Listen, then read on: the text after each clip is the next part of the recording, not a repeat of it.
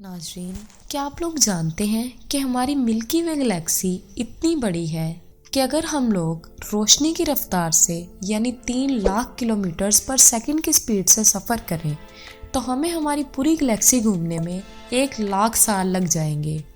दूसरा मज़ेदार फैक्ट कि नाजरीन 4 अरब 500 साल बाद हमारी मिल्की वे गैलेक्सी एंड्रोमेडा गैलेक्सी के साथ मिल जाएगी और हमारा आसमान जो कि अब ऐसा दिखता है बाद में ऐसा दिखेगा। तीसरे नंबर पर जियोपीटर का ये रेड डॉट जिसे ग्रेट रेड स्पॉट भी कहते हैं, ये एक तूफान है जो कि जियोपीटर के सरफेस पर पिछले 340 सालों से है और इस रेड स्पॉट का साइज ही हमारे प्लेनेट से 2 गुना है। चौथे नंबर पर नाजरीन, अगर हमारे सोलर सिस्टम के सभी प्लैनेट्स को आपस में मिलाकर एक बड़ा प्लैनेट बनाए तो भी जियोपीटर का साइज इस प्लैनेट से 2 गुना बड़ा होगा। 5वें नंबर पर नाजरीन, न्यूट्रॉन एक ऐसा स्टार है जो कि हर 1 सेकंड में 600 बार घूमता है।